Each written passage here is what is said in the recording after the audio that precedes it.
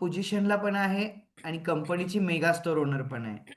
हे एवढं मोठी गोष्ट कशी मॅनेज करता ही नक्कीच आम्हाला सगळ्यांना जाणून घ्यायचं. आणि कसं मॅनेज करता तुम्ही? एक स्टोअर ओनर पण आहात आणि तुम्ही आज स्टार म्हणजे कंपनीचे टॉप लीडर पण आहात. सो कसं मॅनेज करताय दोन्ही?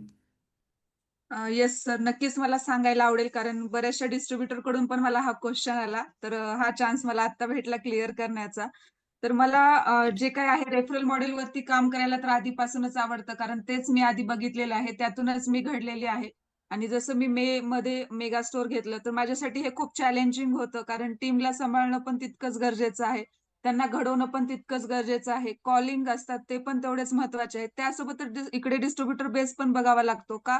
तर आपल्याकडं कस्टमर हा कधी टायमिंग सांगून येतो असं काही नाहीये. कारण माझ्याकडे रिटेल कस्टमरचा खूप सारा रिस्पॉन्स आहे. रिटेल कस्टमर्स माझ्याकडे खूप जास्त असतात आणि ते घरातून माझं स्टोअर असल्यामुळं त्यांना टायमिंग वगैरे काही देणं-घेणं नसतं. ते सकाळी 7 ते 8 वाजल्यापासून पण रेडी असतात, की नाही थोडंसं ओपन करा आणि मला दे. खूपच इमर्जन्सी आहे मला द्या. म्हणजे ह्या दोन्ही गोष्टी मॅनेज करणं माझ्यासाठी खूप चॅलेंजिंग होत्या. काही दिवस मला खूप फेस करावं लागलं. म्हणजे 1 ते दीड महिना तर मला अक्षरशः मी रडायला आले होते आणि स्वाती मॅमला म्हणलं, "मला नाही होत आहे दोन्ही-दोन्ही हँडल. आता तुम्ही काहीतरी करा ह्याच्यावरती सोल्युशन काढा."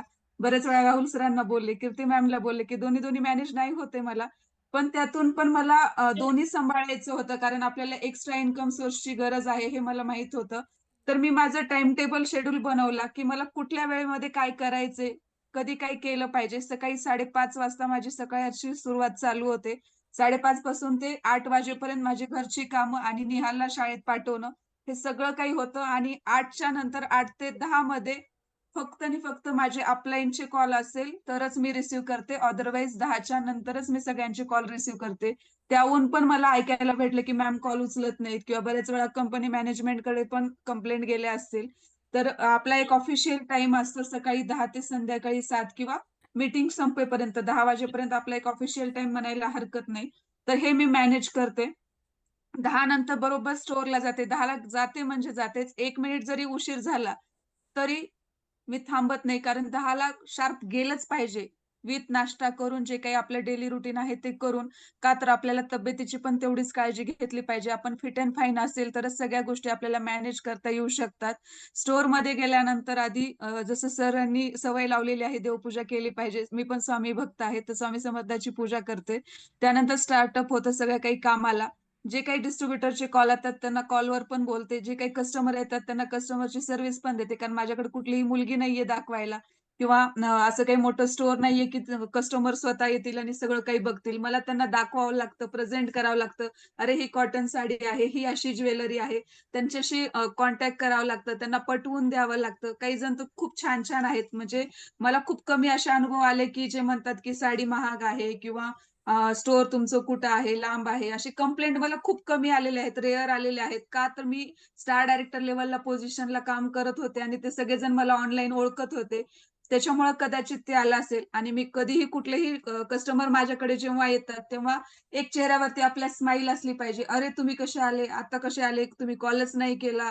मग कसंच केलं?" असं कधीच माझे क्वेशन नसतात. तुम्ही कधीही माझ्या माघारी जेव्हा तुम्ही माझ्याकडे गेस्ट पाठवता, त्यांच्याकडून तुम्ही फीडबॅक घेऊ शकता.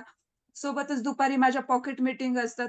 डेली न चुकता 2 तरी माझ्या पॉकेट मीटिंग असतात माझ्या एक्सक्लुझिव्ह लेगसाठी. तर तेही मी दुपारच्या वेळेस मॅनेज करते. अँड देन संध्याकाळी जेव्हा रात्री पण तुम्ही बघत असाल, की ऑनलाईन मीटिंगला मी सगळ्यात जास्त असते. कारण इन्व्हाईट करणं असेल, सॉन्ग प्ले करणं असेल किंवा पूर्ण मीटिंगच घेणं असेल. ऑन द स्पॉट पण कधी-कधी माझ्याकडे मीटिंग येतात. मी कधीच कुणाला नाही म्हणलं नाहीये. नाही, हे रिअॅलिटी आहे सर. असं होतं. कारण सगळेजण ते ऑब्झर्व्ह करतायत आणि त्यांनी ते बोलले पण मला आणि होतं ते आणि मग आवडतं मला. असं नाहीये की कंपल्शन आहे, तुम्ही केलंच पाहिजे असं कुठल्याही प्रकारचं कंपल्शन नाहीये. ते मला स्वतःला आवडतं आणि ते प्रायोरिटी म्हणून मी करत असते. तर दोन्ही गोष्टी खूप छान प्रकारे आता बॅलन्स होतायत आणि रात्रीच्या वेळेस मला थोडं एक्स्ट्रा काम करावं लागतंय का? तर करावंच लागतं. कारण जेव्हा आपली मीटिंग संपते 10:30 वाजता त्याच्यानंतर जे ऑनलाईनच्या पॅकिंग्स असतात ते मी रात्रीच्या वेळेत करते. म्हणजे माझा दिवस संपतो रात्री 1 वाजता आणि दिवसाची सुरुवात होते 5:30 वाजता. Great ma'am. म्हणजे असं झालं तुमचं, की तुम्ही सूर्याला उठवता, सूर्य तुम्हाला उठवत नाही. आणि सूर्य झोपल्यावरती तुम्ही झोपताय म्हणून आज कदाचित तुमच्या आयुष्यात सूर्यापेक्षा जास्त प्रकाश आहे. Yes sir. कारण आपल्याला एक्स्ट्रा मेहनत घ्यावीच लागते. कारण आपल्या प्रत्येकाकडे फक्त 24 तास आहे. असं नाहीये की तुमच्याकडे 24 तास आहेत आणि माझ्याकडे दिवसाचे 48 तास आहेत, असं अजिबात नाही. आपल्या सगळ्यांकडे 24च तास आहेत, पण आपल्याला एक्स्ट्रा मेहनत घ्यावी लागणार आहे. कारण हेच वय आहे आपल्याला मेहनत घेण्याचं. हीच वेळ आहे खरी ताकद आहे आपल्याला दाखवण्याची. सो दोन्ही गोष्टी खूप छान प्रकारे मॅनेज होतात आणि मेन रोल सर, की माझे जे डिस्ट्रिब्युटर आहेत, आपल्या प्रतिष्ठेचे जे डिस्ट्रिब्युटर आहेत, ते खूप छान प्रकारे मला सांभाळून घेतात, समजून घेतात. बऱ्याच वेळा काय होतं, इकडे पॉकेट मीटिंग चालू असते आणि इकडे कस्टमर पण येतात. मग माझ्यापुढे 2 प्रश्न असतात, की आता पॉकेट मीटिंगमधून उठू तर त्यांना दाखवू. तर तेव्हा ते म्हणतात, "नाही, नाही मॅम तुम्ही मीटिंग घ्या, आम्ही बघतो." म्हणजे ते पण मला खूप सपोर्टिव्ह आहेत. पण तसं आपण त्यांना सर्व्हिस दिली पाहिजे. तेव्हा चेहऱ्यावरती आपल्या स्माईल असली पाहिजे. आपल्या तोंडामध्ये गोडवा असला पाहिजे. थँक आणि सॉरी हे 2 शब्द आपल्यामध्ये जर असेल, तर कधीच आपल्या कुठल्या प्रॉब्लेमला फेस करावे लागत नाही. बऱ्याच वेळा माझ्याच चुकीमुळे असेल किंवा माझ्याच वर्कलोडमुळे 1-2 पार्सल्स पण काही जणांना जायला डिले झाले होते. तेव्हा पण मी माझा कधी नुकसानीचा विचार केला नाही. लगेच मी त्यांना त्यांचे रिटर्न करून देतले आणि त्यांनी पण तेच सांभाळून घेतलं. म्हणजे थोडंसं आपल्या जिथं इन्कमच येतं सगळीकडे आपलं बेनिफिटच बघितला पाहिजे. हे आवश्यकता नाहीये. काही ठिकाणी काही सोडून पण द्यावं लागतं. तेव्हा आपल्याला भरभरून मिळतं. हेच मला सांगायचं सर आणि दोन्ही खूप छान